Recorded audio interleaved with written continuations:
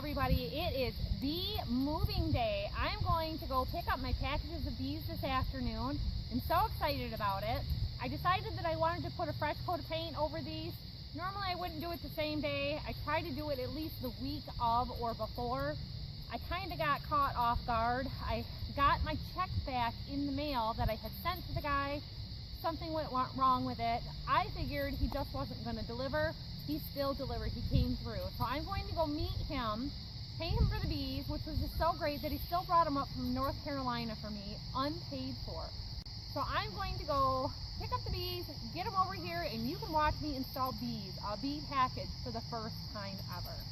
Now they come with a queen, and I actually paid a little bit extra. I think it was like $10 more for a 4-pound bee package than a 3-pound bee package. So that kind of will help me by not having created a nucleus hive, which essentially I'm doing on my own anyway because I'm using drawn comb. I've got some honey and pollen reserves from the beehives that I took apart the other day, so we're all set and ready to go. We just got to go get the bees. So I've got my bee suit washed and clean. You want to make sure that you don't have any old bee smells and pheromones on it. Don't wear perfume, don't wear anything strong smelling. They don't, for some reason, like the smells of bananas.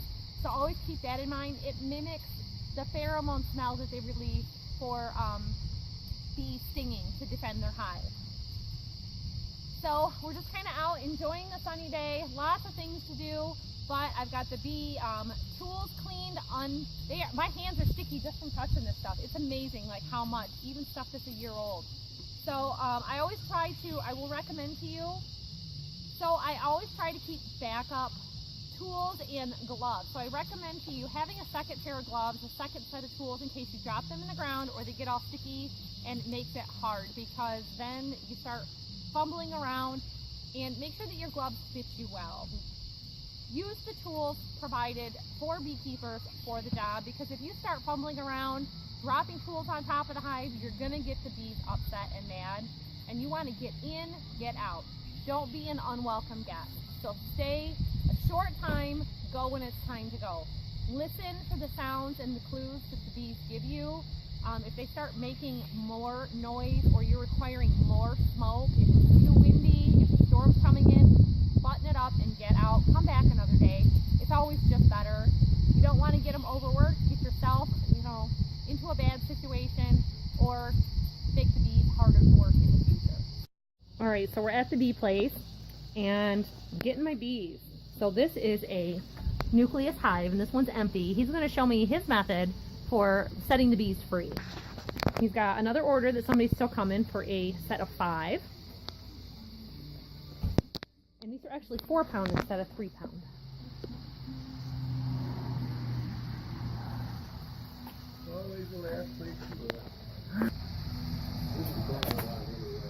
Mm-hmm. And this is not up on the window normally. You need because lots of extra hive tools around. This is all my doing while my brother was gone. Brothers will do that. I can move out a little further if you want. Oh no, it's fine. Okay. It's Well, okay. what it is, I don't know if yours has my name written on it. Okay. But you can usually look at the bees and see which side they're favoring. Okay. That's the side the queen will be on, and I'm right-handed, so I like it to my left. Okay. All right.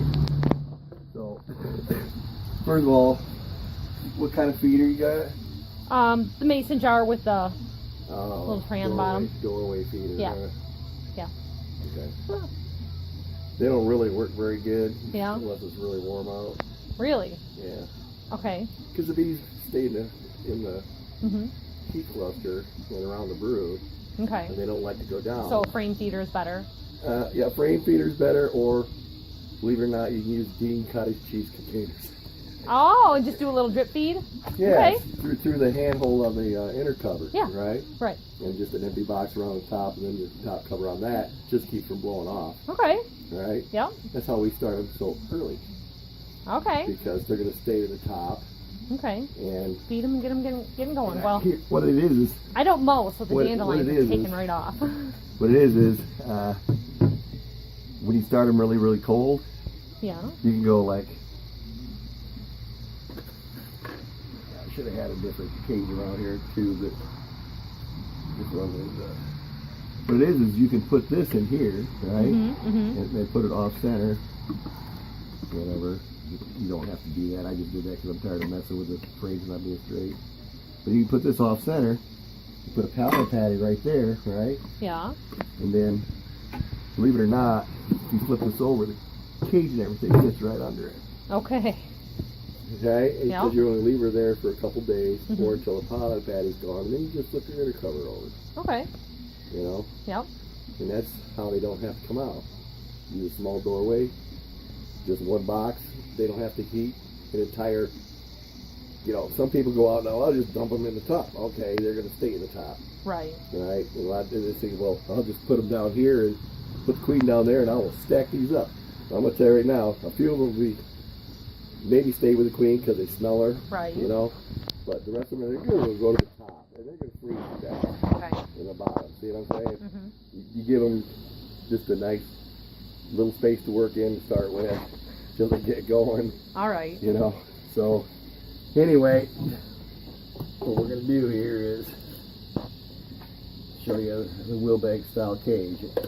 Instead of having just some people have just a wire stapled to the cage and it comes up by the can here and then this thing holds it on, and sometimes when you pop it off, it'll drop, you know? Okay. Sometimes they staple it good enough that it won't drop. Sometimes they drop in transit and they'll be in the bottom. That's how they get killed, because if you're doing it early and it's cold, right, the queen freezes down here because the rest of them are all clustered at the can. Okay. Right, so this is a better system because they don't drop, you know what I'm saying? Right. So anyway, that makes sense. You come out to your hive and you have your frames where you want them, right? So what you're going to do is you got 4-pound packages at a minimum, right? Take 4 frames out. Okay. All right. Where the bees will pile up in the center and you won't be able to get the frames back in. And then put this up here. You got your sugar water, right? Yep. You just tip them over like this and you sugar water them, right? You tip them over this way, you sugar water them, and then when you turn them back up this way, you take it, pop them down like that, right? That came out because I just pushed it on, okay? Right. But then you would take this queen cage out, it should come out, right? Put it to the side, or, you know, set it somewhere next to you where you know it's at. This makes it easier to get the can out. Okay, because you got to just hold and get in there, right? Then you can bounce it down one more time, and you just shake like crazy this way, right? Till it seems like they're not coming out because they will start clinging and stuff. Okay. Right? You can pick it up again, and you see I'm using like this. And you smack them down, you know, whatever, and they'll ball up in the bottom here. And then you just shoot it through that hole. Okay. You know, you'll roll past the hole. All right. And most of them come out. You just keep doing this until you get down to about 15 bees left.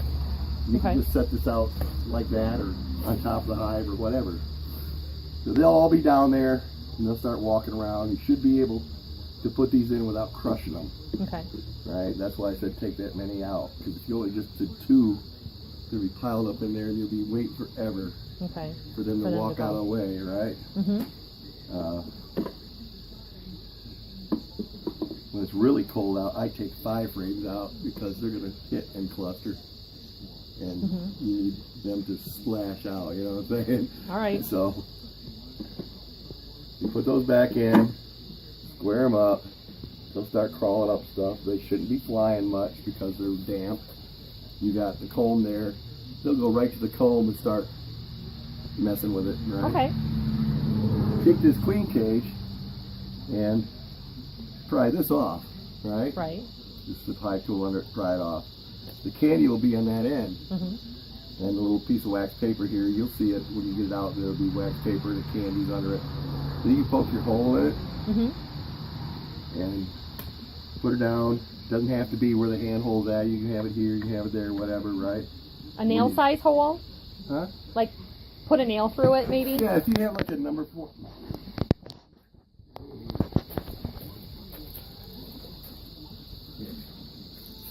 Your old personal name. There you go.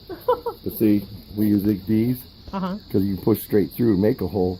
but then kind of do like make a little bit of a cone, right? Okay. But don't open it up wide enough for her to get out, right? Yeah. These been together long enough, you can get it kind of big, just diddling around. They've in it already like been that. together a few days. Oh yeah, since Thursday afternoon. Okay. So I was worried about people picking them up. So you make your hole, stick it on here, wherever, right? Yeah. Take your inner cover, like I said, use basically this is the top side. You flip it over, put it in there like this. You see it pretty much fixed. It might just do like this a little bit, unless it's warped. It might do like this, right? Mm-hmm. Not a big deal. When you put the top cover on, and this is because it's cold, I'm saying this, right? Yeah. And you don't want your bees to learn for 2 days to come out the side. Right. Right, so if this is up, I had a little piece of something here to do this, to show somebody what I meant. There, see, like this, so this edge is kind of up. Yeah. Right? When you put this on, put it on like you normally would. Right, like this. Mm-hmm. What am I missing here? You just maybe, oh, there we go. You get on there and all you do is you just make sure this is grounded over. It takes that small enough that they can't use it for a doorway. Okay. So they're going to learn to go there. You just, kick like this or something. Mm-hmm. So it's not a problem. People go like, oh, we'll fit it rocks or whatever. Okay, you probably have a warped date inner cover instead of a homemade one with plywood instead of masonite. Yeah. My brother makes all this stuff. Okay. And he's just going to reuse or get tins for the top, but they're a whole lot sturdier, and these are actually treated wood, so they last longer.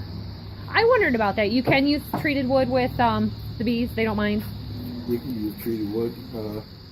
They use treated wood down south on the bottom boards even. They just don't use them on the boxes. Right. Well, that's what I wondered, because the bottom boards, they don't. The old last as long. treated wood, the reason they said that the old treated wood had arsenic in it, Yeah.